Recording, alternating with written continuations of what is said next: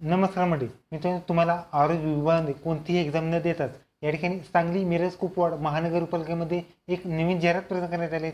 यामध्ये मित्रांनो तुम्हाला हा फॉर्म ऑफलाईन स्वरूपाचा फॉर्म या ठिकाणी भरायचा आहे। या व्हिडिओमध्ये आपण संपूर्ण माहिती आणि तुम्ही कशा पद्धतीने फॉर्म भरला जातो हे आपण आजच्या व्हिडिओमध्ये पाहणार आहोत।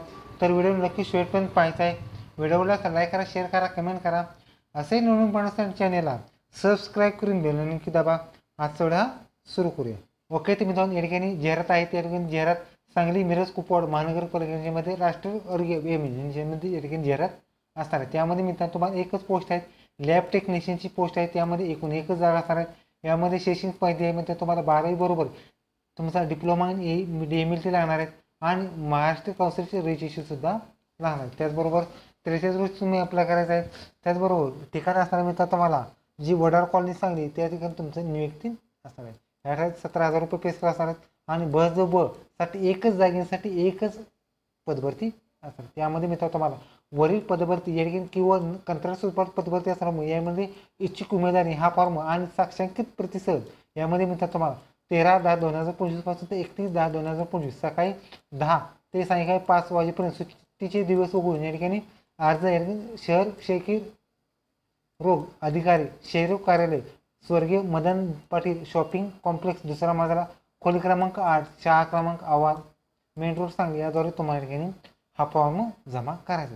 यामध्ये काही शर्ती व अटी सुद्धा आहेत। त्यामध्ये उपरोक्त नमूद केलेल्या 29/6/2024 पर्यंत तुमच्या कंत्राट स्वरूपात पदभरती असणार आहे। त्यामध्ये मित्रांनो त्याचबरोबर ह्या सगळ्या डिटेल्स तुम्हाला NHM.Maharashtra.go.in किंवा आरोग्य.महाराष्ट्र.go.in या वेबसाईटवर तुम्हाला संपूर्ण माहिती पाहायला मिळणार आहे। यामध्ये मित्रांनो तुम्हाला ह्या पदभरती सगळे अधिकारी या ठिकाणी जे महानगरपालिकेचे आयुक्त असतात त्यासाठी असणार आहे। त्यामध्ये पदभरती चालू करणे, बंद करणे किंवा रद्द करणे हे सगळे अधिकार असणार आहेत। त्यासाठी कास्टमध्ये असल्यामुळे 43 वर्ष तुम्ही अप्लाय करायचं आहे।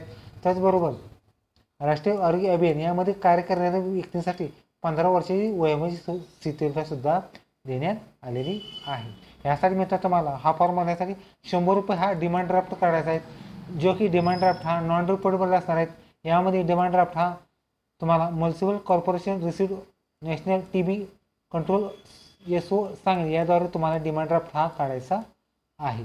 यामध्ये मित्रांनो तुम्हाला हा फॉर्म भरत असताना काही डॉक्युमेंट सुद्धा जमा करायचे आहेत। त्यामध्ये 10वीचे गुणपत्रक आणि मार्कशीट, 12वीचे गुणपत्रक आणि मार्कशीट, DMLT MLT गुणपत्रक आणि मार्कशीट किंवा अंतिम वर्षाचे गुणपत्रक आणि कर्मचारी सर्टिफिकेट, त्याचबरोबर संबंधित संस्थेमध्ये council registration, passport size photo, लहान कुटुंबाचे प्रमाणपत्र, जात प्रमाणपत्र, कामाचा अनुभव, राष्ट्रीय म्हणजे डोमासेल, त्याचबरोबर 10वीचं प्रमाणपत्र आणि संपूर्ण माहितीचं आणि चेक्स आणि तुम्हाला DD या ठिकाणी तुम्हाला जो भरलेला आहे ते सुद्धा साक्षांकित प्रतीसह तुम्हाला या ठिकाणी घेऊन जाईल। त्याचबरोबर कास्ट व्हॅलिडिटी असेल, कास्ट व्हॅलिडिटी सुद्धा तुम्हाला या ठिकाणी जोडायची आहे। तर मित्रांनो तुम्हाला कशा पद्धतीने फॉर्म भरला जातो हे सुद्धा पाहणार आहोत। तर मित्रांनो हा फॉर्म तुम्हाला या ठिकाणी मराठीमधून भरायचा आहे। त्यामध्ये मित्रांनो तुम्हाला उद्यासाठी तुमचा फोटो चिटकवायचा आहे। यामध्ये पदाचं नाव आले आहे, कामाचे ठिकाण सुद्धा आलेले आहे। त्यामध्ये मित्रांनो तुम्हाला उमेदवाराचे संपूर्ण नाव या ठिकाणी SSC प्रमाणे द्यायचं आहे। उमेदवाराचे वडिलांची संपूर्ण नाव लिहायचे आहेत, जन्मतारीख लिहायची आहे। तुम्ही फॉर्म भरत असाल तुमचं वय, वर्ष, महिना, दिनांक किती झाले ते सुद्धा लिहायचे। त्याचबरोबर अक्षरी वय सुद्धा लिहायचे। त्याचं वय माझा पूर्ण झाले की दिवशी किती वय झाले लिहायचे। त्याचबरोबर सध्या राहण्याचा ठिकाण पत्ता लिहायचा आहे, मोबाईल नंबर, मेल ID सुद्धा लिहायचा आहे। तुम्ही डोमासाईल आहेत का, येस किंवा नो सिलेक्ट करा। जात प्रमाणपत्र आहे तर येस नो लिहायचं आहे। त्याचबरोबर जातीचा प्रवर्ग आणि संबंधित माहिती सुद्धा लिहायची आहे। त्याचबरोबर धनाकर्षी म्हणजे DDच्या डिटेल्स रक्कम लिहायची आहे। त्याचबरोबर अनमॅरिड मॅरिड काय असेल त्याचा तपशील लिहायचा आहे। पुढचा तो शैक्षणिक पात्रतामध्ये तुम्ही शैक्षणिक पात्रता कोणती पूर्ण केली ती लिहायचं आहे।